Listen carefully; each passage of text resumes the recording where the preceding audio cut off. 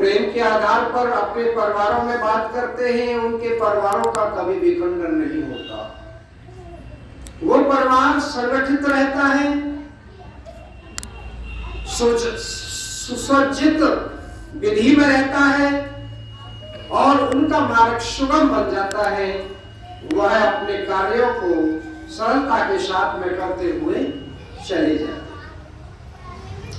तो ये जीवन जो मिला है वह हमारा प्रारब्ध के कर्मों के आधार पर मिला है। जिसको भी मिलता है पिछले जन्मों के कर्मों के आधार पर ये शरीर मिलता है, जन्म मिलता है, जीवन मिलता है, देही मिलती है, घर और बार मिलते हैं, परिवार मिलते हैं। देखो महापुरुष ने कहा है, कर्मों से भाई बंद मिले, कर्मों से मिले रिश्तेदारी, कर्मों से बेटा बेटी मिले, कर्मों से मिले सुलक्षण नारी। यह सब कर्मों का खेल है और हमारे महापुरुष हमारे कर्मों को ही शुद्ध करते हैं। वह कहते हैं कि कर्मशील तो सभी हैं, लेकिन विचारशील सभी नहीं होते। तो जो भी कर्म करो विचार पूर्ण करो, छोटा हो कर्म या बड़ा हो कर्म, उस पर पहले विचार करो, कर्म बाद में करो। लेकिन यहां मनुष्य क्या कर रहा है? कर्म कर रहा है, विचार नहीं कर रहा। विचार तो फिर बाद में करता है। तो शायद कबीर ने उनके लिए क्या कहा है कि बिना विचारे जो करे सो पाछे पछताए, काम बिगाड़े अपना जग में होत हंसाए। तो जो भी कर्म करते हो उसे विचार करके करो, शुभम हो जाएगा ये मार्ग। तो लौकिक यानी लोक का कार्य क्या है हमारा? कि हम माता पिता भाई बहन स्त्री पुरुष बेटा बेटी रिश्तेदार मित्र जन इनके साथ इनके फर्ज अदा करते चले और इनके फर्ज अदा करने के बाद परलोकता क्या है कि हम निरंतर सत्संग करें। सत्संग कोई पूरे दिन नहीं होता या पूरी रात नहीं होता। सत्संग तो घंटे 2 घंटे जो प्रवचन हुआ करता है वही सार सत्संग होता है और उसी सार सत्संग के द्वारा हमारे मन और हमारी इंद्रियां शुद्ध हो जाती हैं। तो ये जीवन खाली पशुओं के समान खा लेना, मलमूत्र कर लेना, दूध वालों को दूध दे देना, गाड़ी वालों को गाड़ी में जुट जाना, इसके लिए नहीं मिला है। हमारा ये जीवन उस प्रभु प्राप्ति के लिए मिला है जिस सत्य पुरुष को छोड़ करके हम इस काल देश में आकर के रचना के अधीन हो गए हैं। तो इस रचना के देश को समझने की जरूरत है। यहाँ तो जन्मना और मरना ये क्रिया निरंतर चल रही है और ये चलती रहेगी, ये कभी समाप्त नहीं होगी। ये समाप्त जब ही होगी जब हम कर्मों को कमाना बंद कर दें। कैसे? एक साहिब ने एक शब्द में कहा है कि प्रारब्ध के भोग भोगले आगे बीज मत बोए, रे नर बिरथा जन्म मत खोए। तो ये बिरथा जन्म खोया जा रहा है। वो तो ये कह रहे हैं शायद कबीर कि प्रारब्ध के जो भोग हैं उन्हें भोगने के लिए आए हो, उन्हें भोग लो, काट लो, उन्हें समाप्त कर लो। बिल्कुल निश्चल भाव से जियो और निष्पन्द हो जाओ, बिल्कुल पाक और पवित्र हो जाओ। कर्म का अगर थोड़ा भी डोरा हमारे शरीर और हमारे आत्मा पर रहेगा तो ये आत्मा कभी पार नहीं जा पाएगी। तो मुक्ति या मोक्ष या निजात को प्राप्त करने के लिए हमें अपने तन के साथ साथ मन से भी पवित्र होना पड़ता है और मन के साथ साथ इंद्रियों से भी पाक और पवित्र होना पड़ता है और इंद्रियों के आगे फिर हमें अपनी आत्मा से भी पाक और पवित्र होना पड़ता है। जब तक पाकीज़ा हम नहीं होंगे, हमारे आत्मा में पवित्रता शुद्धता नहीं आएगी, हमारी आत्मा निर्मल नहीं होगी, तब तक यह आत्मा उड़ नहीं सकेगी। यहाँ तो उड़ना पड़ता है, गगन मडल में उड़ना पड़ता है।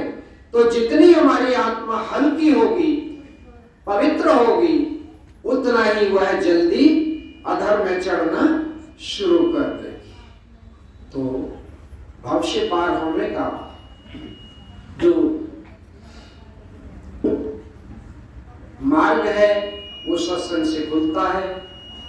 सत्संग में जाकर के हमें, जब हम निरंतर सत्संग जाते रहते हैं तो हमें सद्गुरु मिल जाते हैं, और जब हमें सद्गुरु मिल जाते हैं तो हमें फिर वह नाम भी मिल जाता है, जिस नाम रूपी नौका पे बैठ करके हम इस किनारे से उस किनारे भव के को पार कर लेते हैं।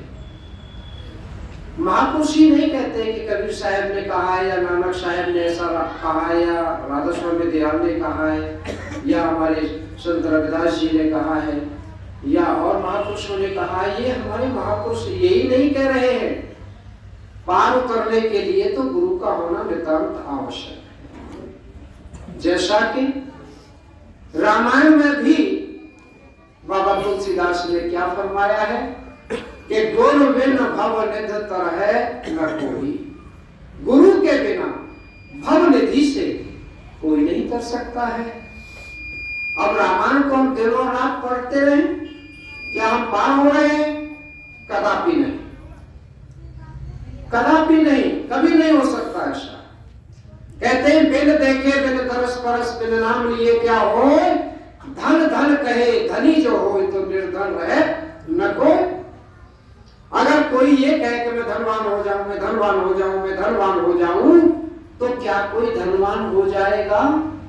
नहीं होगा। धनवान कैसे होगा? कि जो धनवान होना चाहता है वो यत्न करेगा, प्रयत्न करेगा, वो कमाई करेगा, कमाई करके कुछ भाग उसका अपने ऊपर खर्च करेगा, कुछ संचित करेगा, सींच करके रखेगा, तो वह आदमी धनवान बन सकता है। तो हमें कुछ करना पड़ा धनवान होने के लिए। उदाहरण दिया है, अगर हम लोहे के छड़ को अपने हाथ में लेकर के और रोज सुबह उठ करके सुबह से शाम तक यूं कहे कि तू सोना हो जा, सोना हो जा, सोना हो जा, सोना हो जा, तो वो लोहे की छड़ क्या सोना हो जाएगी? नहीं हो सकती। प्रैक्टिकली लाइन है ये संत मत। संत मत थोपा हुआ विषय नहीं है कि जो पुस्तकों में लिख दिया गया है वही सत्य है। नहीं, ये आध्यात्मिक मार्ग तो ये कहता है कि जब तक देखूं ना अपनी नैना, तब तक मानूं न गुरु की बैना। कि मैं गुरु की बहन को यानी उनके वचन को जब मानूंगा जब मैं अपने नैनों से देख लूं। क्यों? कि गुरु जगत में बहुत है, धुन देते हैं काना, उपजय बिन से होए भेद काहू नहीं जाना। गुरु तो इस संसार में बहुत बनते फिरते हैं, बहुत जगह, हर जगह गुरु मिल जाएंगे, हर घर में शिष्य नहीं मिलेंगे लेकिन गुरु जरूर मिल जाएंगे। तो गुरुओं की कमी नहीं है। तो गुरु कौन सा होना चाहिए? गुरु सोई जो दर्शने शब्द बिना दूसर नहीं से। गुरु कौन होता है? गुरु सोई जो शब्द सने, शब्द बिना दूसर नहीं से। यहां गुरु उसको कहा है जो शब्द की सेवा करता है, स्वयं शब्द पर टिका हुआ है और अपने अनुयायी जीवन को भी शब्द से लगाता है। क्यों?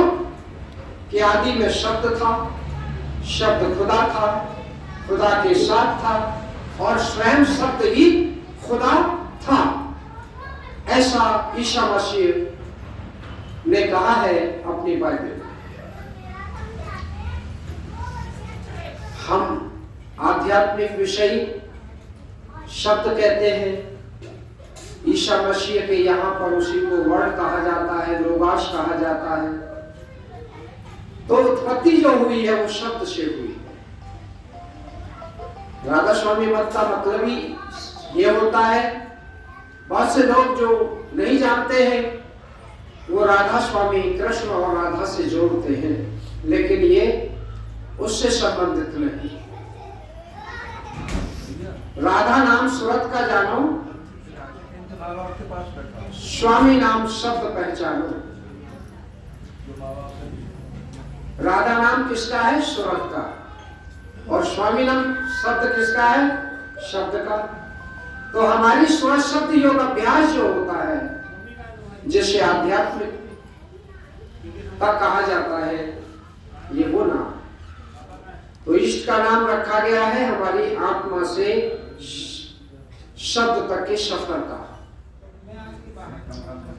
हमारी आत्मा जब तक शब्दों की डोर को नहीं पकड़ेगी, अंतर में धुनात्मक शब्दों की डोर को नहीं पकड़ेगी, तब तक ये अधर्म में नहीं चलेगी, यानी हमारा ध्यान नहीं लग सकता है। पिछले युगों में प्राणायाम योग अभ्यास कराया जाता था, क्योंकि बहुत लंबी उम्र हुआ करती थी। तो प्राणायाम योग अभ्यास करने का क्या तरीका था कि पिंड, अंड, ब्रह्मांड, वैराट, हिरण्य,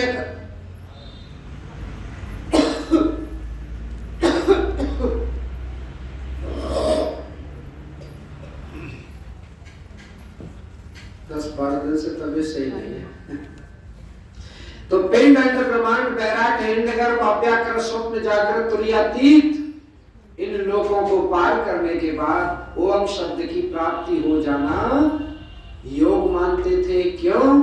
कि अपना ही अक्ष सामने आया और अहम ब्रह्मेस्मि कहा और चुप हो गए, यानी घमंड हो गया जीव को कि मैं ही ब्रह्म हूं, मैं ब्रह्म हूं, और यहां आकर के शांत हो गया जीव।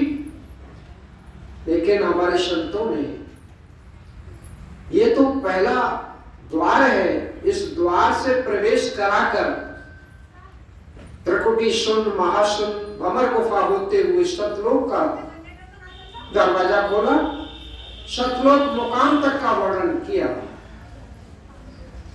शायद कबीर ने कहा है कि गगन मंडल में ऊर्ध्वमुख कोइया, वो कहते हैं हमारे घट के अंदर गगन मंडल में ऊर्ध्वमुख कोइया, जहां अमी का बासा सगुरा हो सो भर भर पीवे और निगुरा मरत प्यासा।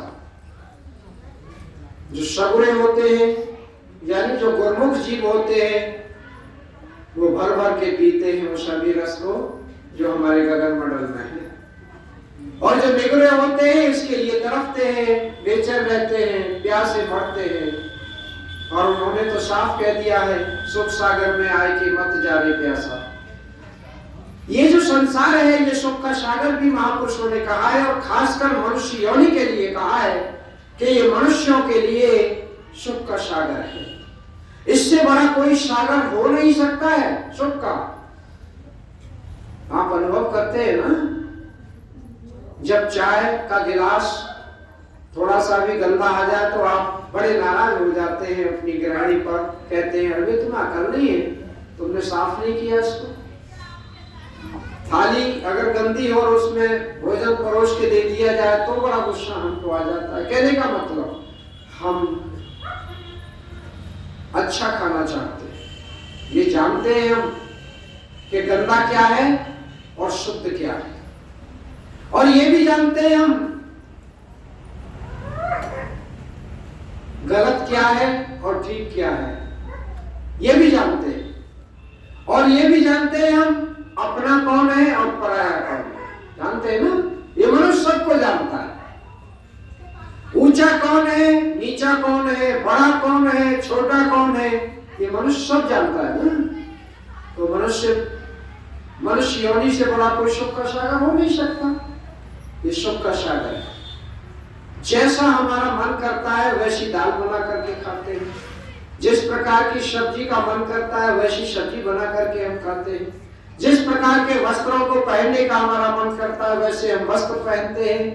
कभी पूछा है जानवरों से कि तुम क्या पहनोगे, पजामा पहनोगे कि धोती, पैंट पहनोगे कि टाई बांधोगे या नहीं बांधोगे? उनकी बदलती है कभी नहीं ना। तो हमें सीख लेनी है, हमें समझ लेनी है, आत्मा उनके अंदर भी है, शरीर उन्होंने भी धारण किया है और आत्मा हमारे अंदर भी है। जीवन हमको भी मिला है, उन जानवरों को भी मिला है, पशुओं को भी मिला है, पंछियों को भी मिला है। कभी सोचा है आपने कि हम इतना अच्छा क्यों खा लेते हैं, हम इतना अच्छा क्यों पहन लेते हैं, हम ऐसे अच्छे विचारों में क्यों जी लेते हैं? क्योंकि हमारे पिछले जन्मों में कुछ अच्छे कर्म कर लिए हैं, इसलिए। तो ये कर्मों का जखीरा हमारे साथ चलता है, जन्म जन्मांतर ही नहीं, ये युग युगांतर से चला रहा है।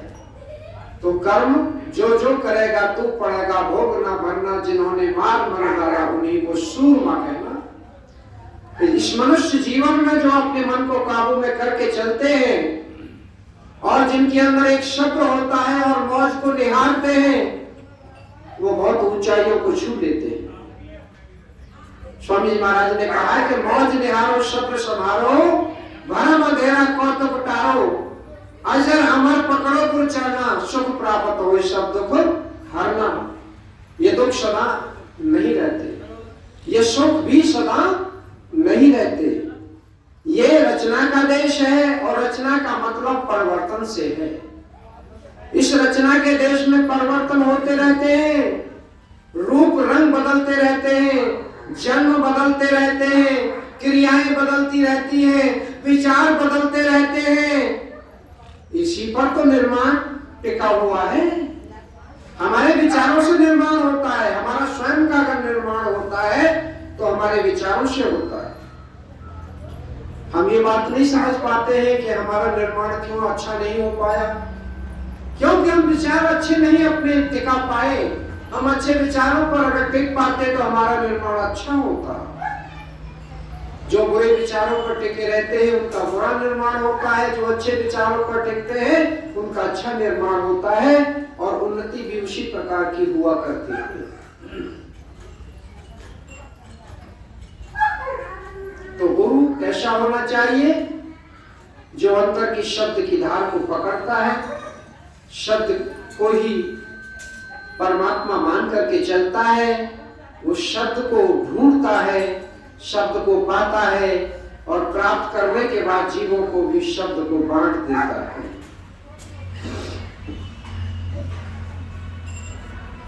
संसार के दुखों की वजह से हम व्याकुल और बेचैन हो जाते हैं, और कभी कभी हम अपने इष्ट पर भी शक करने लगते हैं, कहते हैं कि हमारा इष्ट अच्छा है, हमारी देखभाल नहीं कर पा रहा, हमको संभाल नहीं पा रहा है। ऐसा नहीं है। हमारी प्रार्थनाओं में कमी हो सकती है, उनके दया में कोई कमी नहीं हो सकती। जो ऐसा विचार कर लेते हैं अपने मन में कि हमारा तो ये काम पूरा हुआ ही नहीं, हम तो कई सालों से सत्संग जाते आते हैं, हम तो सतगुरु के चरणों में बहुत दिन से लगे हुए हैं, हमारा तो आज तक कोई काम नहीं हुआ। कौन सा काम कराना चाहता है जीव? यही तो भूल है, यही तो अज्ञानता है। सतगुरु भक्त जो हमारे आते हैं वो तो हमें इस काल जाल से निकाल करके दयाल देश ले जाना चाहते हैं, वो इस जन्म मरण से रहित करना चाहते हैं, और हम जन्म और मरण में ही संलिप्त रहना चाहते हैं। बस यही एक भूल है, इसी भूल को सुधारना है।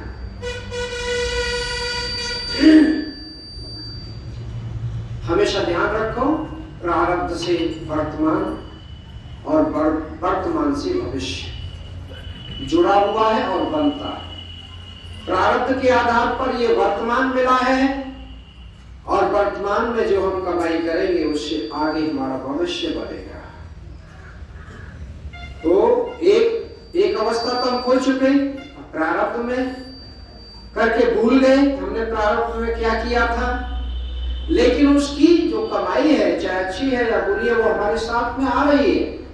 तो उन कर्मों को हमें काटते हुए चलना है, और आगे के लिए संकल्प लेना है कि हम ऐसा कोई कर्म नहीं करेंगे जिससे कि हमको दुखी होना पड़े। सुखी होने के लिए अच्छे कर्मों का आना पड़ेगा। अगर सुख चाहते हो तो अच्छे विचारों पर आना पड़ेगा, और जब तक हम अच्छे विचारों पर नहीं आएंगे सुख को प्राप्त नहीं कर पाएंगे। इसीलिए कर्म करने से पहले विचार करना महापुरुषों ने कहा है कि जो भी कर्म करो विचार पूर्ण करो। पशुओं के समान जीवन बसर मत करो कि सुबह को उठता है, खोर में मुंह डालता है क्योंकि मालिक उसका सानी कर देता है, और फिर वो मलमूत्र करता रहता है खाते पीते, दूध वाला दूध दे देता है, गाड़ी वाला गाड़ी में जत जाता है, शाम को फिर वही क्रिया शुरू हो जाती है कि फिर वो खाता है और मलमूत्र करता है, सोता है। तो मनुष्य का भी वही स्वभाव बन गया है, वही क्रियाएं मनुष्य की अब शुरू हो गई हैं। मनुष्य भी सुबह उठता है और दिशा मैदान जाने के बाद में फिर अपना वही चाय नाश्ता करता है, नहाता धोता है, खाना पीना खाता है और कपड़े बदलता है, और अपने जो सर्विस्टर है वो अपने ऑफिस चला जाता है, जो मजदूर है वो अपनी साइट पकड़ लेता है, जो व्यापारी है वो अपने व्यापार पर खड़ा हो जाता है, जो किसान है अपनी खेती में काम आना शुरू कर देता है। शाम होती है फिर वही खाता है और सो जाता है। तो पशुओं के समान जीवन बसर मत करो, मनुष्य हो मनुष्य ही बनो। कहा है ना एक राइटर ने, बी मैन, यानी मनुष्य बनो, बने नहीं हो, इसीलिए तो कहा है। मनुष्य होते हुए मनुष्य को कहा जा रहा है कि बी मैन, मनुष्य को ही तो कहा जा रहा है, जानवरों को नहीं कहा जा रहा है कि बी मैन, कहे मनुष्य बनो। तो मनुष्यता वाले गुण हमारे अंदर जिस दिन आने शुरू हो जाएंगे उस दिन समझ लेना कि हम अब अपने में परिवर्तन ला रहे हैं और हमारे विचार बदल रहे हैं, और जब हमारा विचार बदलेगा तो हमारा मार्ग भी बदल जाएगा। हम सांसारिक मार्ग से हट करके फिर पारमार्थिक मार्ग पर चलना शुरू कर देंगे, और जो चलना शुरू कर देते हैं उनका लोक और परलोक दोनों बन जाते हैं, और बनते उन्हीं के हैं जो सद्गुरु पर पूर्ण विश्वास और भरोसा रखते हैं और उनसे श्रद्धा और प्रेम का व्यवहार करते हैं, और आध्यात्मिक ज्ञान उनसे पूछ करके अपनी विधि पर अडिग रहते हैं, आमादा रहते हैं और निरंतर उस विधि को करते रहते हैं। राधा